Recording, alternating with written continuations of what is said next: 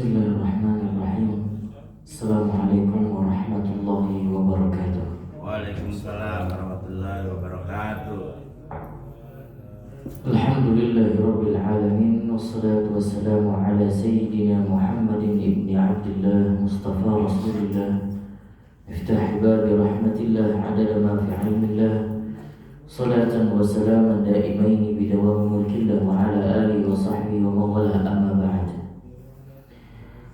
Subhanaka la ilma lana illa ma 'allamtana innaka antal alimul hakim. Rabbi shrah li sadri wa yassir li amri wahlul 'uqdatam min lisani yafqahu qawli.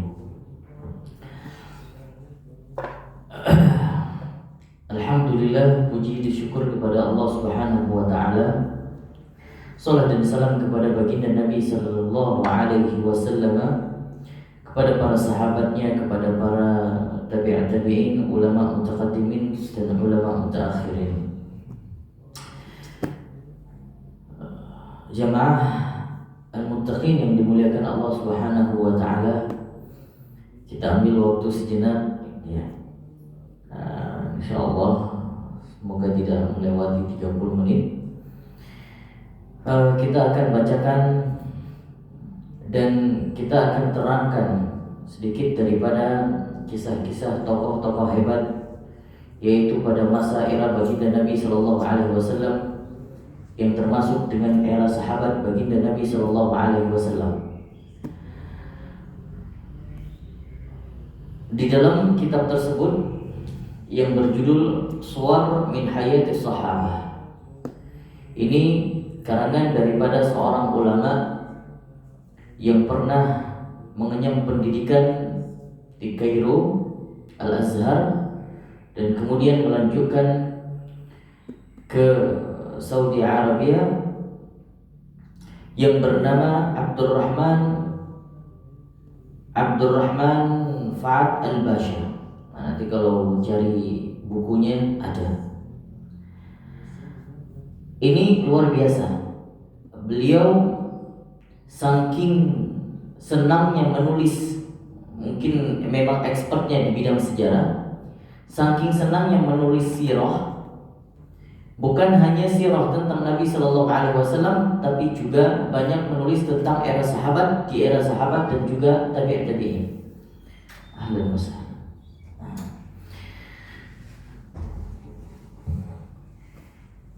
Ini ulama yang menulis kitab termasuk orang yang mukhlis, orang yang ikhlas kali. Saking ikhlasnya, di sampul awal pertamanya beliau menulis,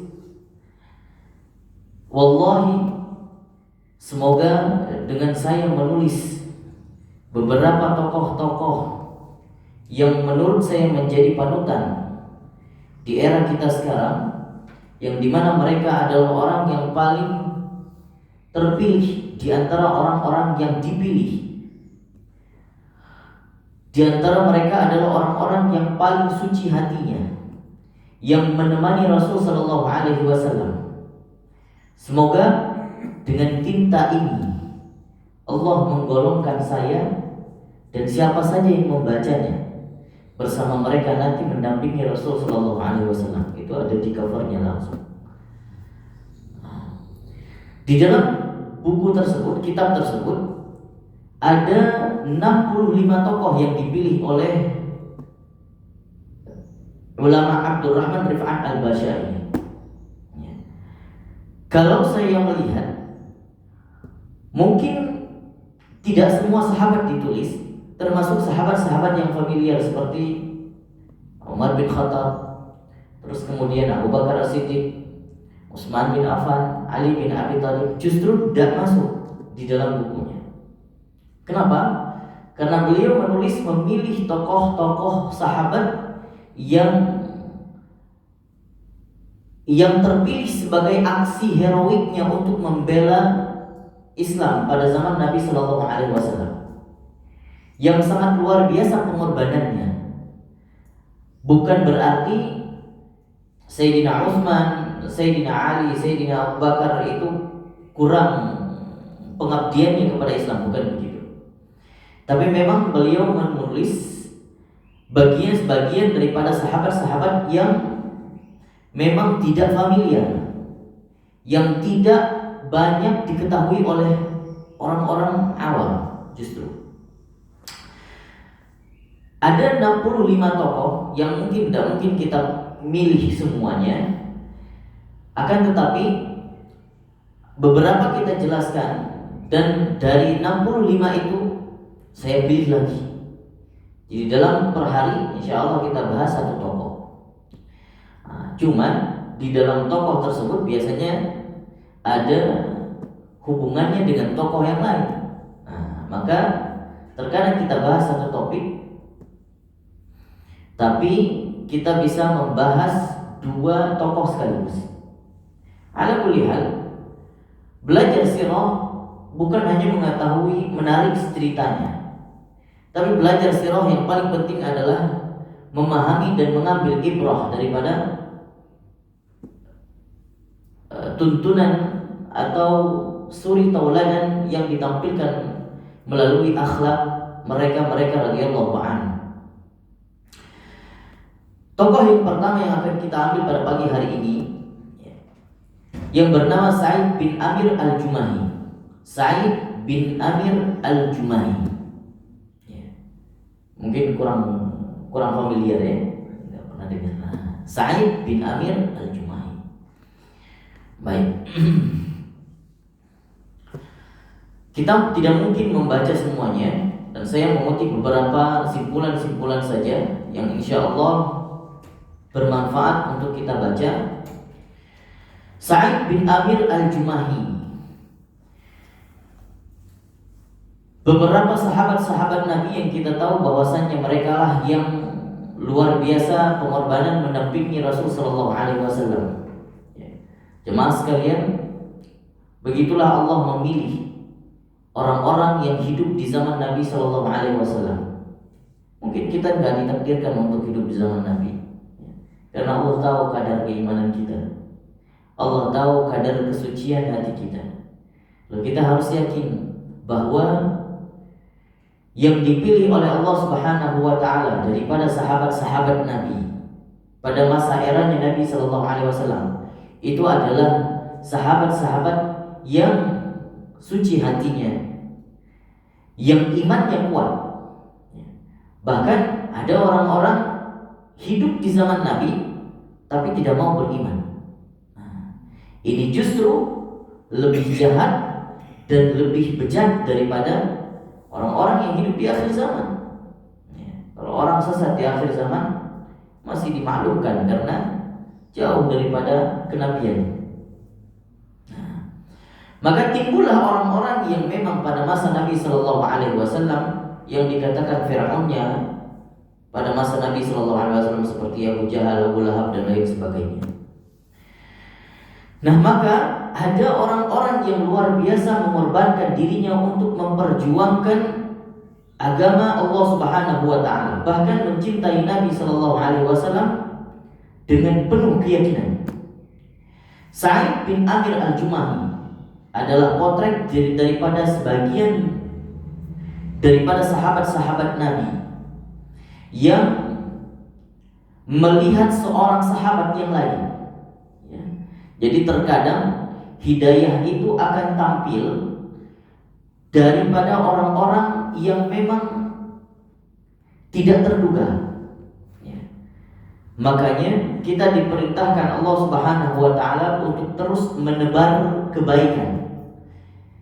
Siapa tahu di antara orang-orang yang mungkin tidak kita kenal, meskipun kecil amalannya, tapi menariknya kepada hidayah. Salah satunya Sa'id bin Amir al-Jumahi. Ini orang sahabat yang tertarik kepada hidayah karena sahabat yang lain yang tidak direncanakan dan tidak terduga dakwahnya. Maka kita mulai daripada seorang sahabat yang bernama Khubayb bin Adi. Khubayb bin Adi ini pemuda yang masih belia sekali, 25 tahun hingga 30 tahun. Jadi para sahabat pada masa Nabi Sallallahu Alaihi Wasallam itu yang tangguh masih muda-muda. Maka ketika Nabi Sallallahu Alaihi Wasallam sudah berhijrah ke Madinah, Dan kemudian di keempat Hijriah itu Nabi Shallallahu Alaihi Wasallam sering mengirim duta delegasi untuk mendakwah kemana saja. Maka salah satunya pendakwahnya Nabi Shallallahu Alaihi Wasallam namanya Khubayb bin Adi. Pada saat itu, setelah perang Badar terjadi di 2 Hijriah, kemudian dilanjutkan perang Uhud di tahun ketiga Hijriah.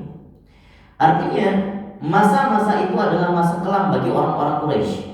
Ya.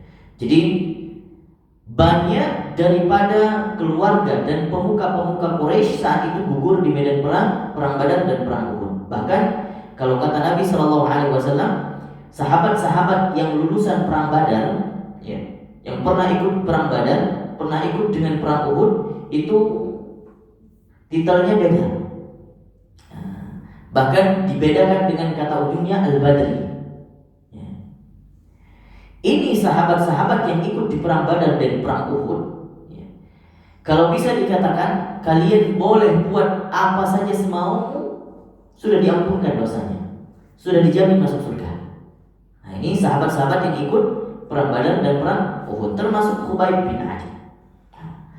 Lah Khubayb bin Adi ini yang luar biasanya, ketika di masa 4 Hijriah, Khubayb bin Adi diutus oleh Rasul Sallallahu Alaihi Wasallam untuk berdakwah ke Bani Lihyan namanya, Bani Lihyan, dari suku Bani Amir juga.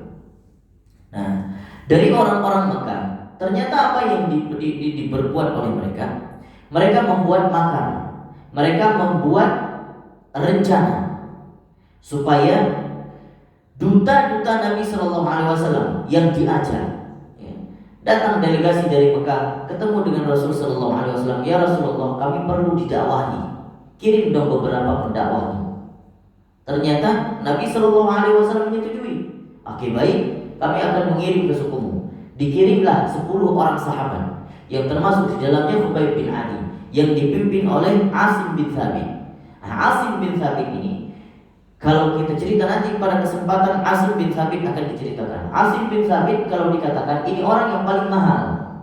Bahkan dikatakan batok tengkorak Asim bin Thabit, kalau siapa saja yang menemukan Asim bin Thabit dalam keadaan mati ataupun dalam keadaan hidup, ini batok kepalanya kalau ditimbang seberapapun beratnya maka akan dibayar dengan emas. Nah, ini Asim bin Thabit. Ini yang mengetuai rombongan untuk berdakwah ke dalam suku itu. Ternyata singkat cerita, ketika di dalam perjalanan memang sudah direncanakan, ya, sudah direncanakan supaya 10 orang ini memang ingin ditangkap. Salah satunya ada Asim bin Thabit di dalamnya. Memang buronan orang Makkah. Kenapa? Karena Asim bin Thabit banyak membunuh keluarga-keluarga pembesar di perang Uhud. Pembesar perang Quraisy. Maka singkat cerita, ketika Asim bin Thabit ditangkap dan juga 10 orang pemuda yang lain, ya, 6 orang itu sudah wafat di tengah perjalanan karena mereka memutuskan untuk melawan. Bayangkan 10 orang itu melawan 300 pasukan lebih di tengah perjalanan. Dan tinggallah 4 ini. Yang satu Asim bin Thabit, yang kedua ada Khubayb bin Adi dan 2 orang sahabat lagi. Maka Khubayb bin Adi ini ternyata dengan Asim bin Thabit memang orang yang kuat. Orangnya kuat, lincah dalam memainkan pedang. Nah, akhirnya di tengah perjalanan tersebut, ya, tertangkaplah keempat-empatnya, kecuali Asim bin Thabit yang memang benar-benar keras kepala melawan semuanya. Justru satu orang Asim bin Thabit bisa menggugurkan dan mematikan banyak orang-orang kafir Quraisy saat itu. Yang 3 lagi karena tidak mampu kekuatannya seperti Asim bin Thabit akhirnya tertangkap. Nah, ditawan, dibawa ke penjara. 2 orang lagi ketika di dalam penjara maka terlepas ikatannya dan kemudian ingin mati syahid melawan orang-orang yang ada, orang-orang Quraisy penjaga penjara. Ternyata juga syahid. Tinggallah 1 orang, Khubayb bin Adi. Apa yang diperbuat kepada Khubayb bin Adi? Saat itu Khubayb bin Adi dibawa ke tengah-tengah kota Mekah oleh pembesar-pembesar Quraisy. Ada Abu Sufyan, ada Abu Jahal dan teman-temannya. Dibawa, diarak ke tengah-tengah kota, kemudian digantungkan di tiang seperti disalib oleh mereka. Orang-orang Mekah, ini tragedi yang luar biasa sekali yang banyak orang tidak tahu. Orang-orang Quraisy meskipun mereka kafir, mereka masih menjaga tentang kesakralan Ka'bah Baitullah pada saat itu dan Tuhan-Tuhan mereka yang ada di sekitaran Ka'bah. Maka mereka sepakat kalau di seputaran Ka'bah itu tidak boleh terjadinya pertumpahan darah. Akhirnya dibawa Khubayb bin Adi yang tadinya sudah diikat, ya, sudah dirantai, kemudian diarak menuju ke Tan'im, keluar kota Mekah. Maka di sana apa yang dilakukan oleh mereka? Semua penduduk Mekah keluar. Semua penduduk Mekah keluar menyaksikan bagaimana Khubayb disiksa. Dan pemuka-pemuka kafir Quraisy saat itu memang menyuruh untuk semua orang yang ada ikut partisipasi menonton Khubayb bin Adi itu boleh ikut serta untuk menyiksanya. Jadi bukan satu orang yang menyiksa, semua orang boleh nyiksa. Saking mereka memang ingin mempermalukan Khubayb dan ingin melampiaskan kekecewaannya, balas dendam daripada keluarganya yang ditujukan kepada Nabi Muhammad, tapi dilampiaskan kepada Khubayb bin Adi. Luar biasa. Ternyata apa yang dilakukan mereka? Ini Khubayb bin Adi itu dibunuh pelan-pelan, dimutilasi. Ada yang datang kemudian mukul, ada yang datang motong kupingnya, ada yang datang cabut giginya, ada yang datang nusuk, ada yang datang coret wajahnya, ada yang datang, pokoknya pelan-pelan setiap hari. Bayangkan. Dan qadarullah Khubayb bin Adi agak lama meninggalnya, dalam beberapa hari. Maka saat itu ketika sudah hampir dihukum pancung, Khubayb bin Adi meminta waktu sejenak kepada pembesar Quraisy saat itu. Beliau mengatakan, "In syi'tum an tatrukuni raka'atain." Kalau kalian biarkan saya sholat 2 rakaat sebelum aku dibunuh. Maka saat itu, itulah orang yang pertama sekali yang sebelum dihukum pancung melaksanakan sholat sunnah 2 rakaat. Jadi kalau ada di zaman sekarang yang disunnahkan sholat sunnah 2 rakaat sebelum dihukum mati, itu syariatnya dari Khubayb bin Adi. Maka saat itu ketika Khubayb bin Adi sholat 2 rakaat dan tragedi itu, ya, dilihat langsung oleh yang tadi sahabat yang kita sebutkan topik pada hari ini, yaitu Sa'id bin Amir al-Jumahi. Sa'id bin Amir al-Jumahi saat itu datang di acara hukum pancung Khubayb bin Adi. Tapi Sa'id bin Amir al-Jumahi saat itu belum muslim, ya, belum muslim, masih di antara kaum-kaumnya di kota Makkah. Tapi Sa'id bin Amir al-Jumahi adalah satu-satunya orang yang tidak ikut campur untuk menyiksa Khubayb bin Adi. Dia hanya datang menonton saja. Ternyata Allah punya rencana lain. Dari Khubayb bin Adi memberikan hidayah kepada Sa'id bin Amir al-Jumahi, ya. Maka singkat cerita, Khubayb bin Adi setelah sholat 2 rakaat, kemudian sebelum dipancung, Khubayb sempat mengatakan, ya, kalau seandainya kalian tidak mengira aku takut dibunuh, maka akan aku panjangkan sholat. Jadi sholatnya pendek. Kenapa? Supaya orang-orang gak mengira Khubayb takut dibunuh, makanya sholatnya panjang. Maka sholatnya pendek sekali. Dan setelah itu ada tawaran dari Abu Sufyan. Apa yang dikatakan? Wahai Khubayb, sudahlah. Kalau engkau mau, engkau aku bebaskan. Tapi dengan jaminan bawa ganti dirimu, nyawamu dengan Muhammad. Apa kata Khubayb? Ini bahasa yang luar biasa. Kata Khubayb apa? Wallahi, saya tidak rela, ya, saya bisa pulang makan di rumah enak bersama keluarga saya, sedangkan Muhammad ditusuk oleh setitik jarum pun saya tidak rela. Saking cintanya Khubayb bin Adi kepada Nabi Shallallahu Alaihi Wasallam. Maka saat itu tawaran itu ditolak mentah-mentah oleh Khubayb bin Adi. Saat itu diperhatikan oleh Sa'id bin Amir al-Jumahi. Ini orang aneh. Ketika dihukum pancung masih tenang, dimasukin ke penjara tenang. Seakan-akan ada sesuatu yang terdoktrin di kepalanya. Dan dia ketika sudah dipancung pun Sa'id bin Amir al-Jumahi tidak meninggalkan tempat itu dan berada menghampiri jasadnya, lama menganalisa apa yang dipercayai oleh orang ini. Saking begitu luar biasa ketauhidannya. Mau disiksa, mau dimutilasi, jasadnya sudah tidak utuh, hidungnya sudah hilang, terus kemudian kupingnya sudah hilang. Kalau kita katakan memang sudah tidak utuh. Begitulah orang-orang kafir Quraisy saat itu melampiaskan kemarahannya, balas dendam kepada satu orang. Jadi kalau kita bilang orang-orang kafir Quraisy memang psikopat semuanya, tapi bagi mereka itu biasa.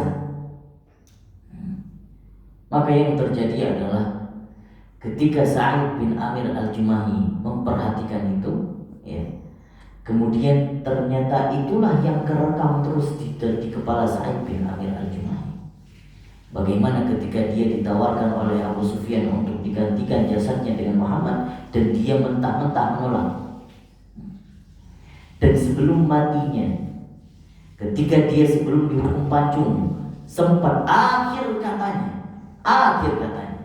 dia minta doa kepada Allah. Ya Allah, hitunglah mereka satu persatu.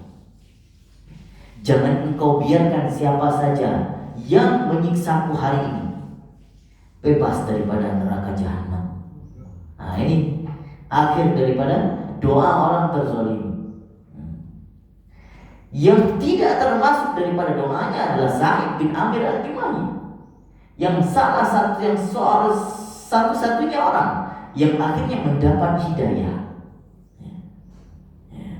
Maka karena kematian Sa'id bin Amir al-Jumahi memberikan dampak positif, memberikan pelajaran dan hidayah kepada Sa'id bin Amir al-Jumahi tentang bagaimana ketauhidannya, tentang bagaimana rasa cinta kepada Nabi Sallallahu Alaihi Wasallam. Bahkan Khubayb bin Adi ketika akhir pun di akhir bahasanya sempat minta kepada Allah, ya Allah, aku hari ini disiksa. Memang Nabi Sallallahu Alaihi Wasallam gak tahu, karena yang Nabi tahu apa? Ini 10 orang pergi berdakwah, gak nyampe informasinya ke Madinah tentang bagaimana keadaan orang 10 orang ini. Akhirnya setelah itu, maka Khubayb bin Adi minta kepada Allah, ya Allah, informasikan kepada Nabi, aku hari ini disiksa, dan aku rela disiksa karena cinta kepada Nabi-Mu. Sampaikan bahwa aku mencintainya. Maka saat itu Jibril langsung datang kepada Rasulullah SAW yang biasanya membawa wahyu, ternyata bukan. Saat itu membawa informasi bahwa Khubayb bin Adi disiksa saat itu. Nabi SAW di Madinah bersama para sahabat saat itu. Nabi langsung berteriak, Khubayb bin Adi sedang disiksa. Diinformasikan langsung oleh Jibril. Jadi seakan-akan sinyal di sana nyampe langsung. Khubayb bin Adi lagi disiksa, apa yang dialami di sana itu diceritakan langsung oleh Jibril. Dan Nabi SAW menceritakan kepada para sahabatnya, hingga akhir-akhir ayatnya pun ketika detik-detik terakhir ruh tercabut dari nyawa Khubayb bin Adi diceritakan oleh Rasulullah SAW seakan-akan Rasul melihatnya. Itu bagian daripada doa Khubayb bin Adi. Karomahnya banyak. Juga termasuk dikatakan oleh para sahabat ketika berada di dalam penjara, itu bahkan dilihat oleh seorang wanita penjaga penjara, ya. Tidak dikasih makan berhari-hari. Maka Khubayb bin Adi memakan tangkai daripada anggur. Ternyata tangkai anggur itu bisa dimakan oleh Khubayb. Ya. Jadi itu tidak mustahil. Hal yang luar biasa, mukjizat yang timbul karena keyakinan yang luar biasa kepada Allah Subhanahu wa taala. Keimanan. Maka setelah itu, setelah selesai daripada hukum pancung Khubayb bin Adi, terngiang-ngiang terikot di dalam fikirannya Sa'id bin Amir al-Jumahi. Sampai-sampai ada satu saat yang Sa'id bin Amir al-Jumahi ketika merenung saat-saat melihat hukum pancung Khubayb bin Adi, sampai-sampai pingsan. Sampai-sampai pingsan karena memang tidak sanggup. Apa yang dikhawatirkan? Yang dikhawatirkan Sa'id bin Amir adalah kalau seandainya saat itu Allah turunkan azab lenyap semua kota Mekah. Itu yang dikhawatirkan. Karena doanya Khubayb bin Adi. Kemudian Sa'id bin Amir al-Jumahi setelah pasca hukum pancung Khubayb bin Adi, 2 tahun setelahnya, sekitaran di 6 Hijriah, baru Sa'id bin Amir al-Jumahi memutuskan untuk mendatangi Rasul sallallahu alaihi wasallam dan mengucapkan 2 kalimat syahadat dan masuk Islam. Karena siapa? Hidayah daripada Khubayb, wasilahnya adalah Khubayb bin Adi.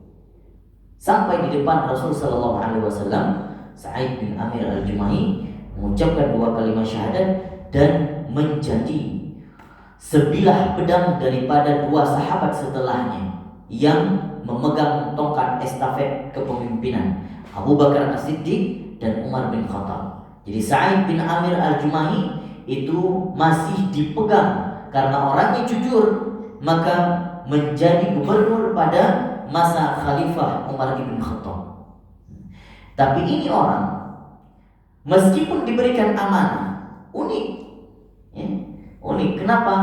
Karena memang betul-betul mau menjual dunia untuk mendapatkan keuntungan akhirat. Makanya dalam satu ayat dikatakan, ini menyambung sekali dengan Sa'id bin Amir al-Jumahi, ya. Di dalam surah As-Saffat ayat 10 sampai ayat 12, ya ayyuhalladzina amanu hal adullukum ala tijaratin tunjikum min adzabin alim. Wahai orang-orang yang beriman, apakah mau aku tunjukkan, kata Allah, ya, sebuah perdagangan, transaksi yang tidak ada ruginya, yang menyelamatkan kalian daripada azab yang pedih, ya. Apa katanya? Dengan cara tu'minu billahi wa rasulihi wa tujahiduna fi sabilillah bi amwalikum wa anfusikum dzalikum khairul lakum in kuntum ta'lamun. Bagaimana caranya? Cukup beriman kepada Allah, beriman kepada Rasul, kemudian jihad fisabilillah, ya, dengan harta, dengan diri kalian, maka itulah yang lebih baik keronkota daripada seluruh perniagaan. Apa balasannya? Yaghfir lakum dzunubakum wa yudkhilkum jannatin tajri min tahtiha al-anhar wa masakin thayyibatin fi jannatin 'adnin dzalikal fawzul 'adzim.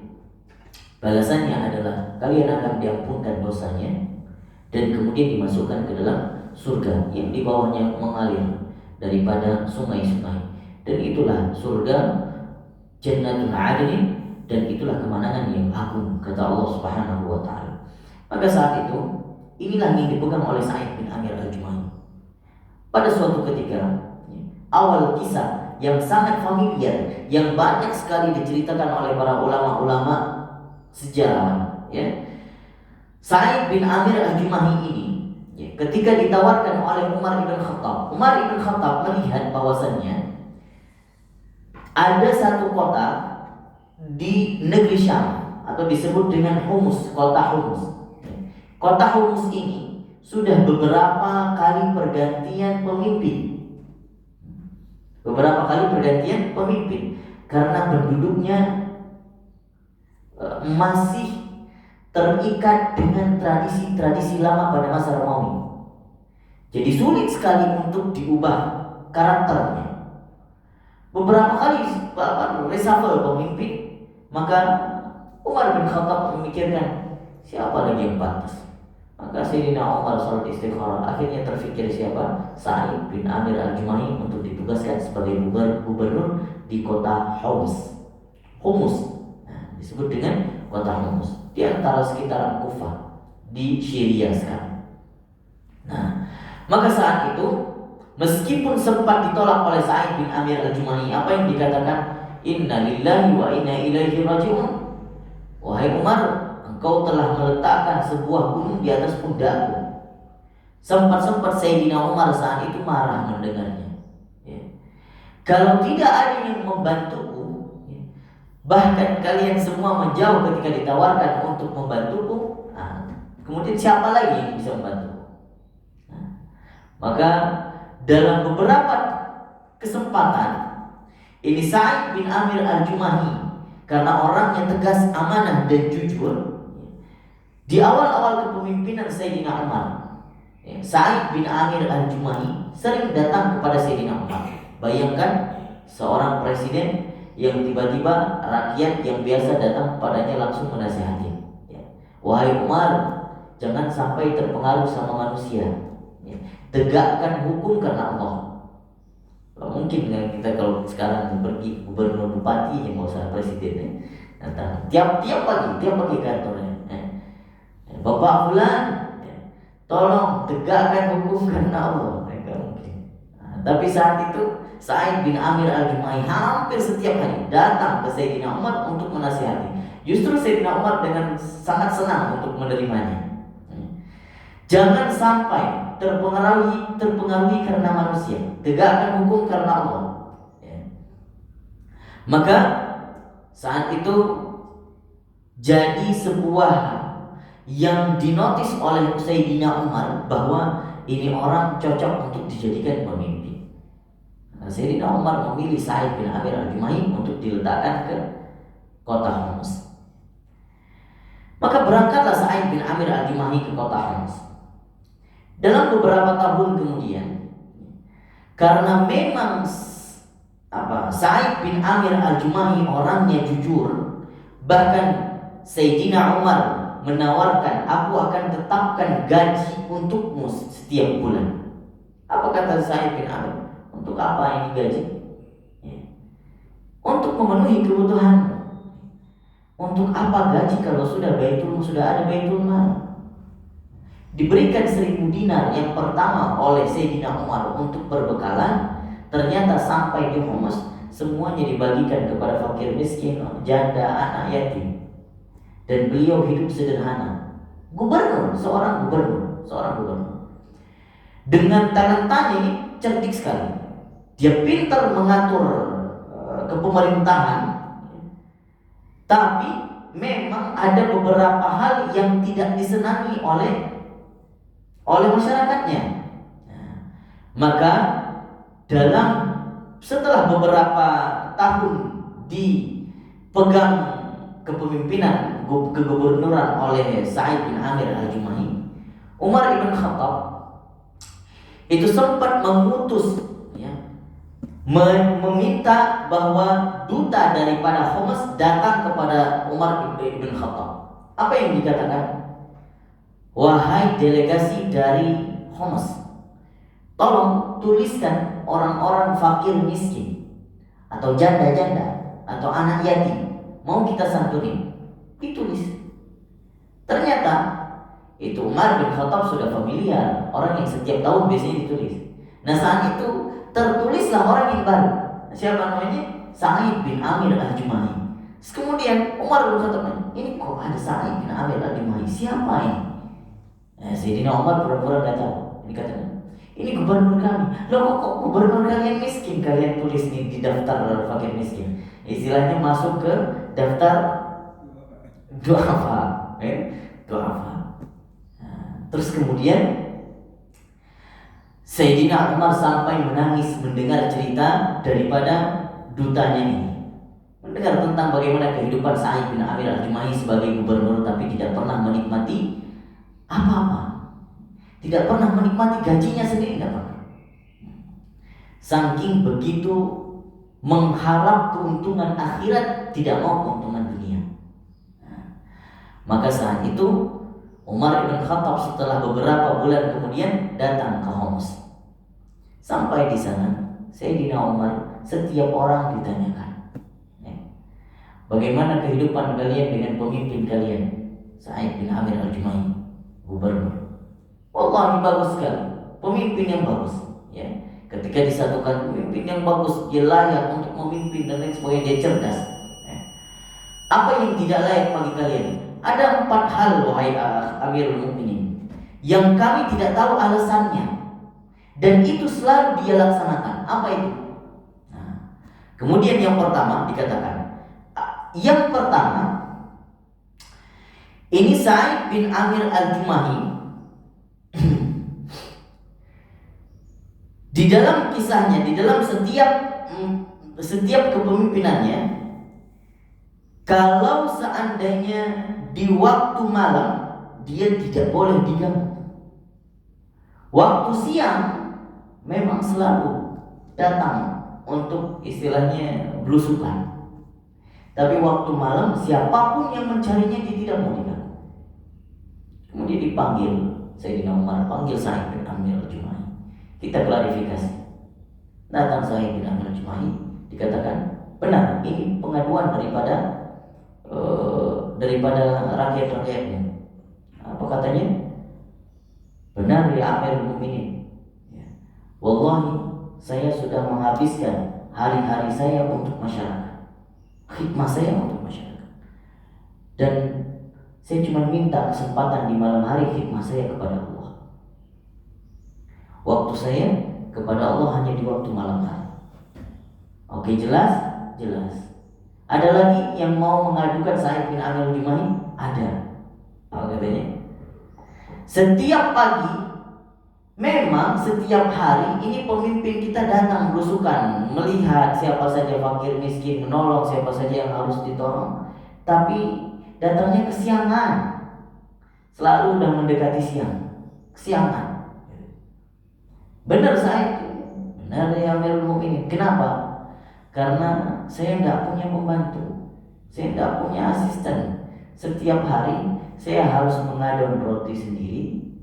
Setelah itu saya masak, kemudian setelah mengembang saya berikan itu makanan sarapan untuk perbekalan untuk keluarga saya, baru saya keluar.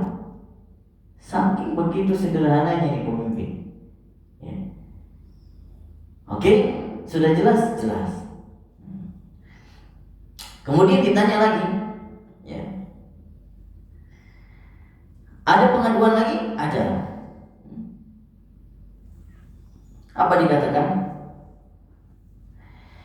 Ini Sa'id bin Amir al-Jumahi, dia tidak pernah keluar sehari dalam 1 bulan. Artinya dia ngambil cuti dalam 1 bulan. Benar Sa'id? Benar. Apa alasannya? Allah ya Amirul Mukminin, saya cuma punya pakaian cuma ini doang. Jadi 1 hari itu bukan saya nggak keluar, saya keluar tapi sudah kesorean. Kenapa? Karena hari itulah yang saya ambil kesempatan untuk mencuci baju saya sekali, 1 bulan sekali. Kemudian nanti di sore hari ketika sudah kering saya pakai lagi, baru saya keluar menjumpai masyarakat saya. 1 baju selama hidupnya, dan itu juga dicuci 1 bulan sekali. Saya mengambil cuma. Kemudian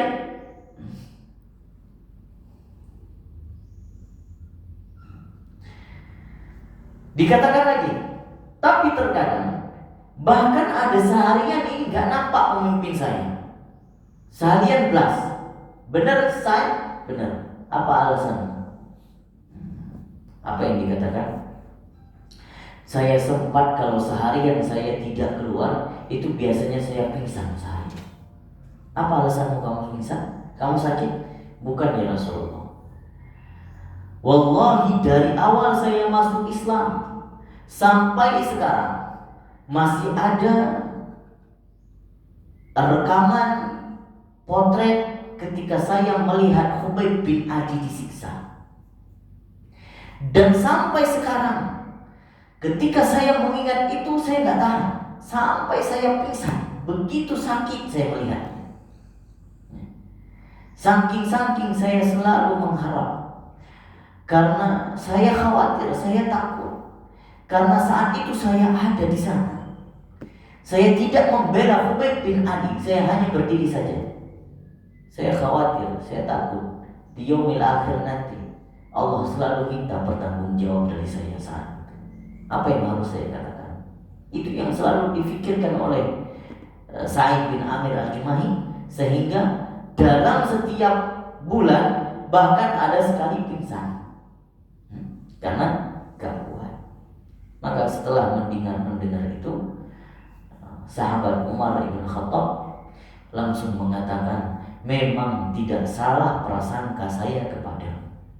Maka orang yang jujur, orang yang patut dipercaya dan pantas dijadikan pemimpin. Maka saat itu Umar bin Khattab memberikan 1.000 dinar. 1.000 dinar adalah ratusan juta. Dibawakan pulang, kemudian diletakkan satu kotak. Sampai di rumah, apa yang dikatakan? Inna lillahi wa inna ilaihi raji'un. Sampai istrinya datang, kenapa wahai Sa'id? Datang musibah yang luar biasa ke dalam rumahku. Ini istrinya belum tahu apa musibahnya. Ya sudah, kalau memang musibah itu datang ke rumahmu, khalisha, ya udah letakin di luar, keluarkan. Kamu mau bantu saya untuk mengeluarkan? Ya udah mau. Apa musibahnya? Pasti lihat, wah, dinar. Lama hatinya mungkin, wah kalau ini nggak usah dikeluarin ini. Ini bukan musibah namanya ini. Sampai ditawarkan oleh istrinya. Akhirnya nego. Wahai Sa'id, kita membutuhkan ini. Kita membutuhkan juga untuk engkau bisa lebih gampang untuk mengatur kekuasaan. Engkau butuh orang yang mengabdi kepadamu, asisten. Kita butuh asisten. Kita butuh ini, sudah diatur semua oleh istrinya. Maka kata Sa'id apa? Alhamdulillah, dengan berapa nikmat, sebanyak nikmat yang Allah berikan kepada kita. Betul, engkau bersyukur kepada Allah? Ya, bersyukur, kata istrinya. Ya sudah, kalau engkau bersyukur, mari kita berikan ini kepada orang yang memberikan kepada zat yang memberikan kepada kita. Gak ngerti apa maksudmu wahai Sa'id? Kita kembalikan lagi kepada Allah dengan cara kita bagikan semuanya ke fakir miskin. Setuju? Wah, kata istri Sa'id, kurang setuju saya. Kalau engkau tidak setuju, saya mau menginginkan bidadari surga yang menunggu saya. Kalau engkau gak mau ikut dengan saya ke surga, ya udah, kau usah setuju dengan saya. Saking begitu kerasnya. Sahabat, langsung diancam dengan bidadari. Sampai dikatakan, wallahi, penutup kepala bidadari itu lebih baik daripada seisi dunia ini. Apalagi engkau, tidak ada apa-apanya, kata saya. Ya sudah, saya setuju, ayo kita bagikan. Langsung diancam sama saya. Akhirnya dibagikan semuanya. Nah, begitu kehidupan para sahabat. Saking ya sudah begitu saja kehidupan seorang pemimpin yang sederhana, yang masih ngadon roti sendiri. Maka karena itulah dikatakan ini sahabat radhiyallahu an Sa'id bin Amir al-Jumahi, faqad kana minal ladzina yusiruna ala anfusihim walau kana bihim khasasah. Ini orang yang memang menjadi contoh, menjadi qudwah yang mementingkan kepentingan orang lain daripada dirinya, bahkan dalam keadaan dirinya sangat-sangat melarat. Nah, ini contoh keduanya. Maka ini juga jadi beberapa poin penting ya di dalam kehidupan kita untuk kita jadikan sebagai pembelajaran kita, apalagi di bulan Ramadan, di bulan suci ini.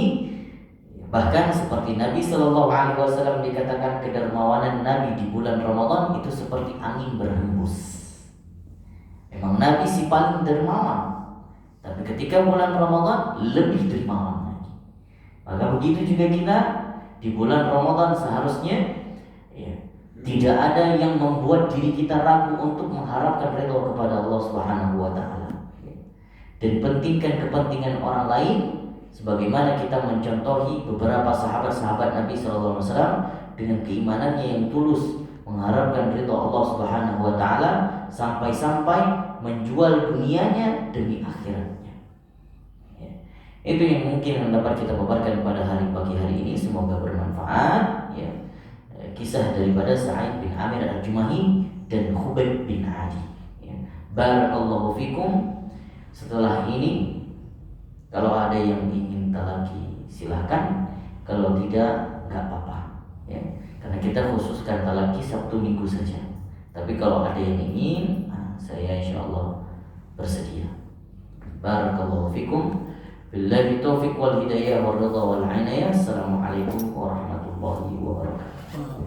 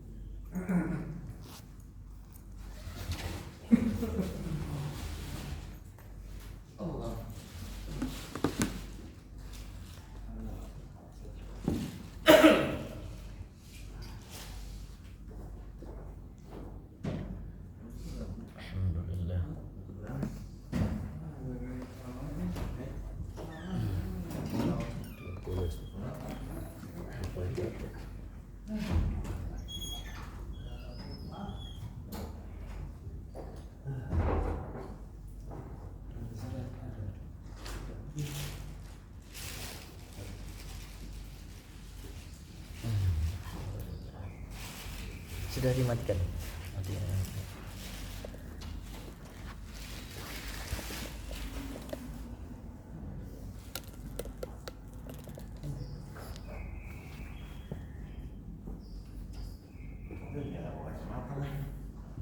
Pak San belum masuk kantor hari ini.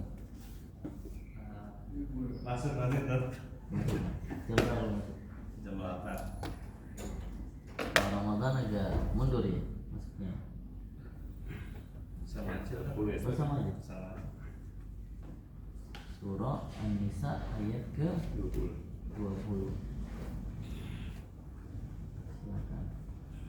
A'udzu billahi minasy syaithanir rajim. Wa in aradtum istibdala zawjin makana zawjin wa ataitum ihdahunna qintaran fala ta'khudhu minhu syai'a atakhudunahu buhtanan wa isman mubina wa kaifa ta'khudunahu wa qad afdha ba'dukum ila ba'din wa akhadna minkum mitsaqan ghalidha wala tankihu ma nakaha aba'ukum minan nisa'i salaf innahu kana fahishatan wa maqtan wa sa'a sabila Hurrimat alaikum ummahatukum wa banatukum wa akhawatukum wa ammatukum wa khalatukum wa banatul akhi wa banatul ukhti wa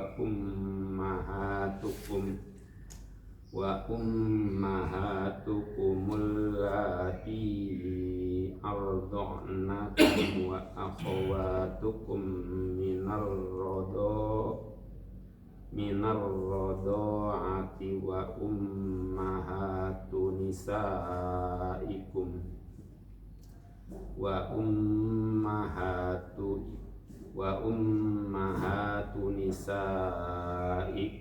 wa rabaibukumul lati fi hujurikum min nisaikumul lati dakhaltum bihinna fa illam takunu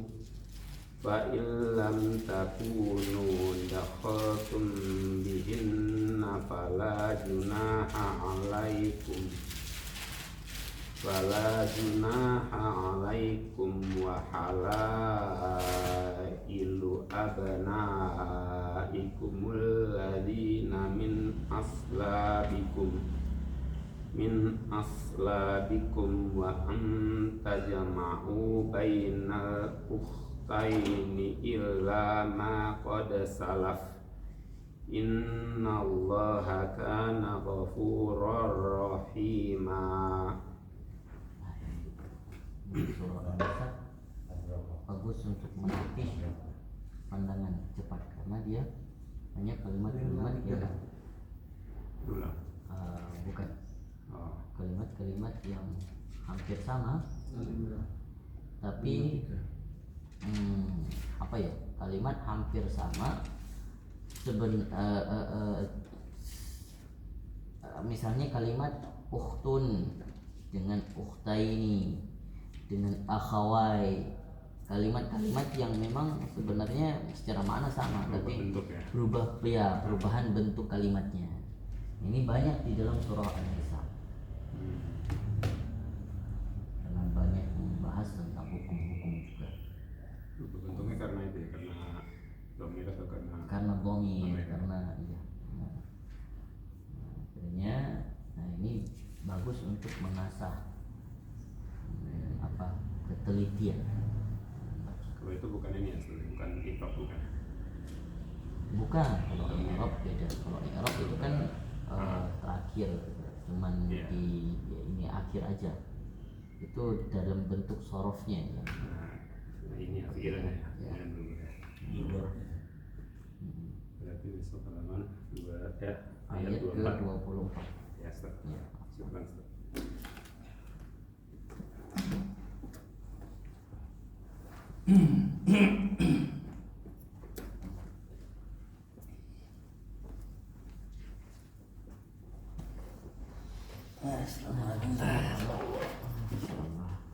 Pak gimana sehat? Mana duduk? Alhamdulillah. Didudukin, tapi duduk ya Pak ya. Mana bisa gitu. Berarti udah nggak pakai alat bantu? Masih. Oh masih. Ngesak 60.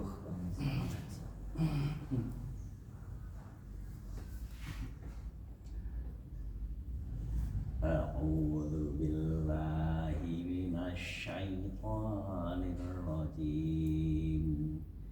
Bismillahirrahmanirrahim. Alam tara ilal ladzina yaz'umuna annahum amanu bima unzila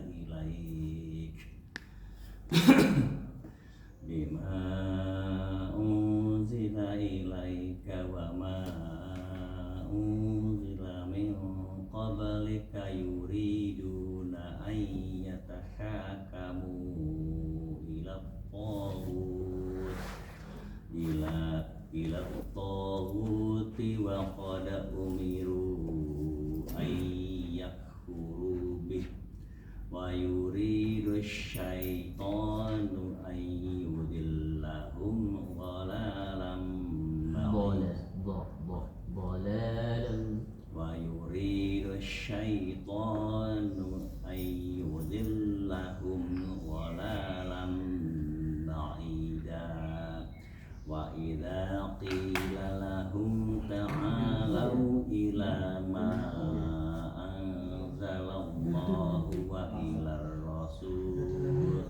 وإلى الرسول رأيت المنافقين يصدون عنك صدودا فكيف إذا أصابتكم مصيبة بما قدمت أيديهم ثم جاءوك يحلفون بالله أن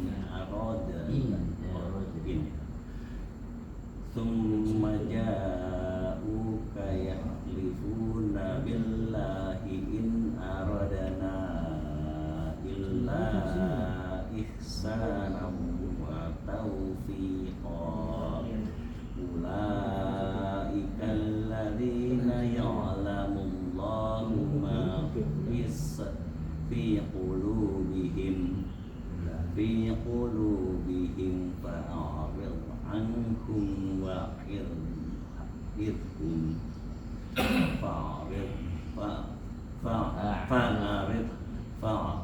فأعرض عنهم وعظهم وقل لهم في أنفسهم قولا بليغا وما أرسلنا من رسول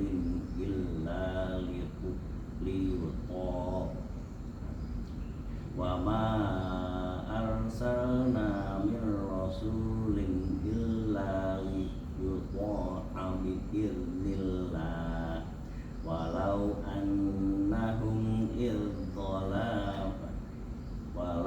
أنهم إذ ظلموا أنفسهم جاءوك فاستغفروا الله واستغفر لهم الرسول لوجدوا الله توابا لوجدوا الله توابا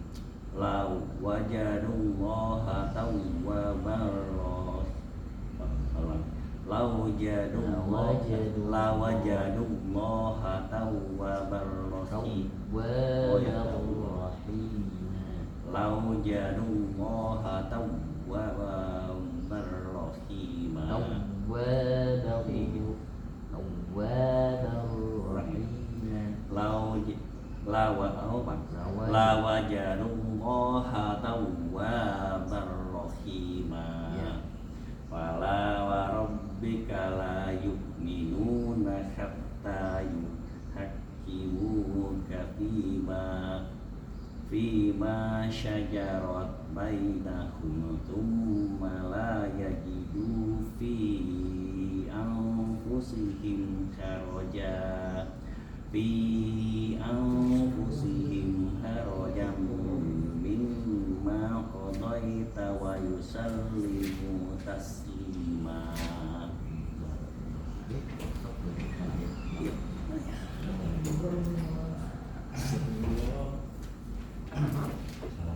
Iya, salam baca.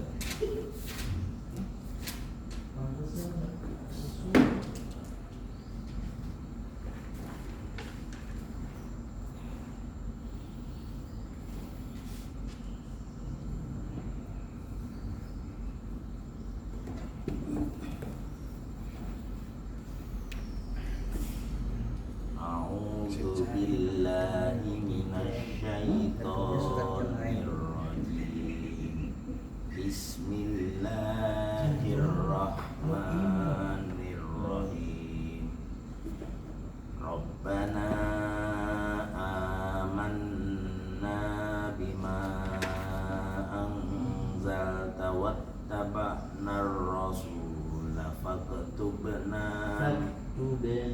faktubna ma'asyahidin.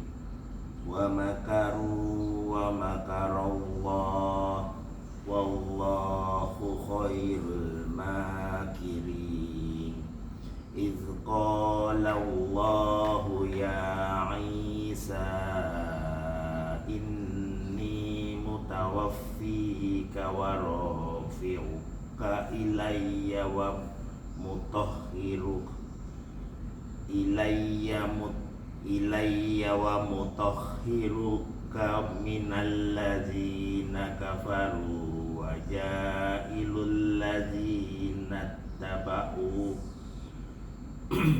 waja'ilul ladzina tabauka fawqal ladzina kafaru ila yaumil qiyamah summa ilayya marji'ukum fa'ahkumu bainakum fima kuntum fihi takhtalifu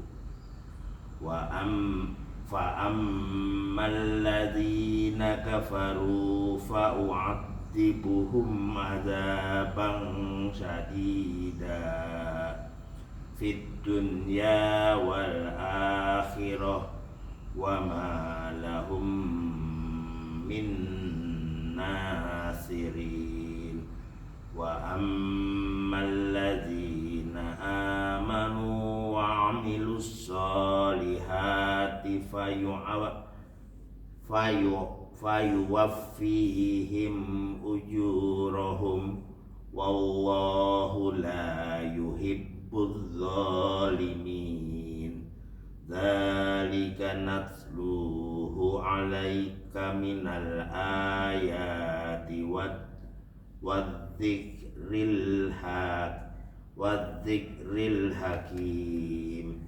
Inna masala Isa indallahi kamasali Adam khalaqahu min turabin thumma qala lahu kun fayakun. Al-haqqu min rabbika fala takum minal mumtarin. Faman hajjaka fihi min ba'di ma ja'aka minal ilmi faqul ta'alau nada'u wa abna'akum wa nisa'ana wa nisa'akum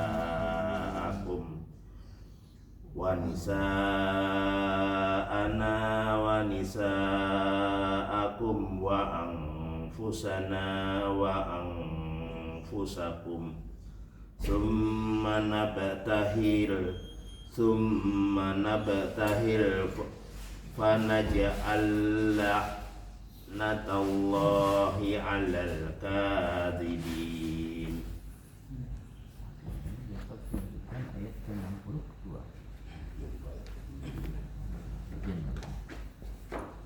Barakallahu fiik. Alhamdulillah. Masya Allah. Mohon maaf saya izin Pak. Sama-sama Pak. 154. A'udzu billahi minasy syaithanir rajim. Bismillahirrahmanirrahim. Wala taqulu liman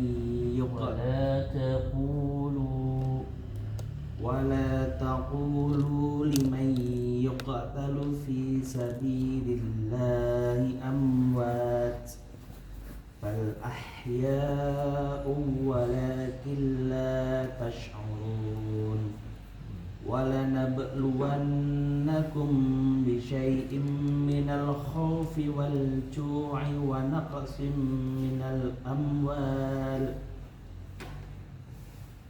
الأموال والأنفس والثمرات وبشر الصابرين الذين إذا أصابتهم مصيبة قالوا إنا لله وإنا إليه راجعون أولئك عليهم صلوات من ربهم ورحمة وأولئك هم المهتدون إن الصفا والمروة من شعائر الله فمن حج البيت أو اعتمر فلا جناح عليهم أن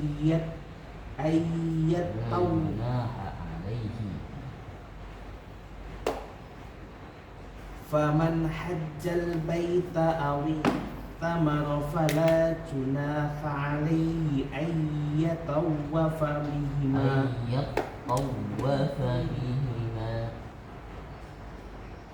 فمن حج البيت أو اعتمر فلا جناح عليه أن يطوف بهما ومن تطوع خيرا فإن الله شاكر عليم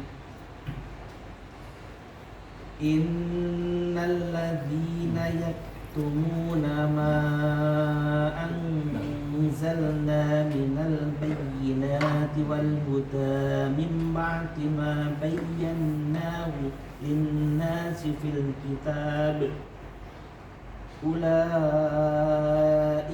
يلعنهم الله ويلعنهم اللاعنون إلا الذين تابوا وأصلحوا وبينوا فأولئك أتوب عليهم وأنا التواب الرحيم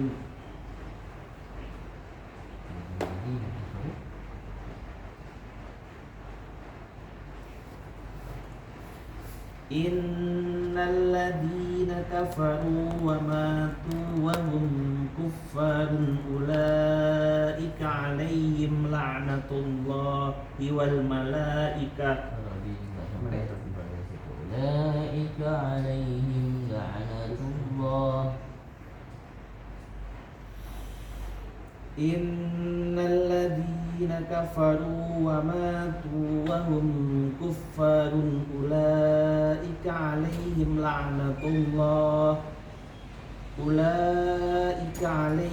لعنة الله والملائكة والناس أجمعين خالدين فيها لا يخفف عنهم العذاب ولا هم ينصرون وإلهكم إله واحد لا إله إلا هو الرحمن الرحيم صدق الله العظيم.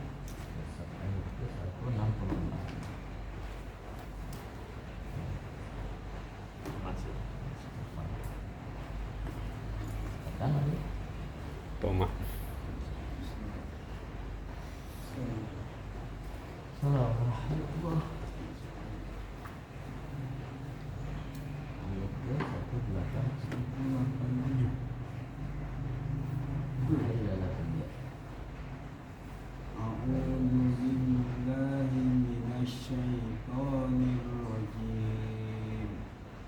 Bismillahirrahmanirrahim. Uhilla lakum laylata siyami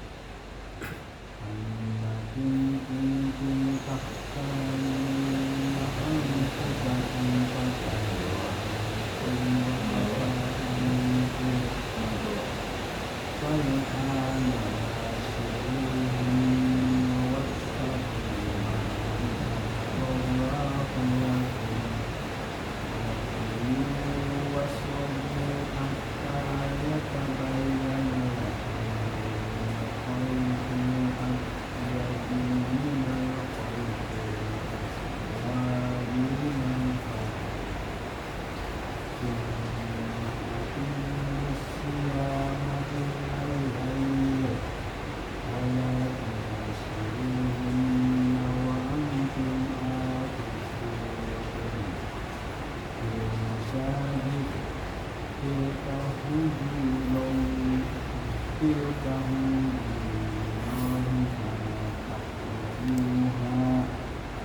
fala kadzalika yubayyinullahu ayatihi Kadzalika yubayyinullahu. Ya. kadzalika yubayyinullahu ayatihi linnasi la'allahum yattaqun wala ta'kulu amwalakum bainakum bil batili wa tudlu biha ilal hukami Ilal hukami. ilal hukami ta'kulu fariqan min amwalin nas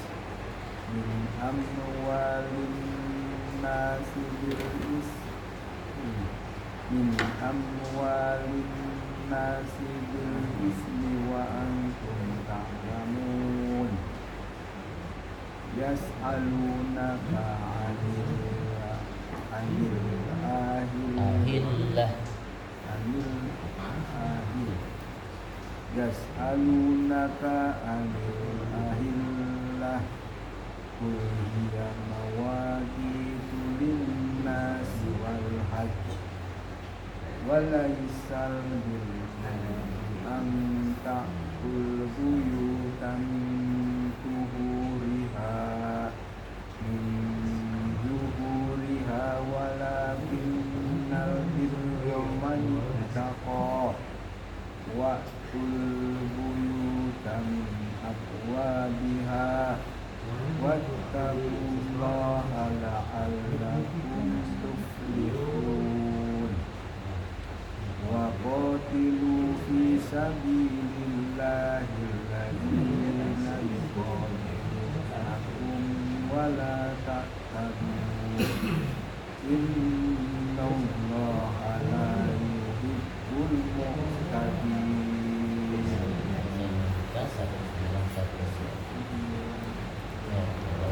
Baik, terima kasih semuanya. Kita tutup dengan membacakan surah Al-Asr. Bismillahirrahmanirrahim. Wal 'asr innal insana lafi khusr illa alladhina amanu wa 'amilus solihati wa tawasaw bil haqqi wa tawasaw bis sabr.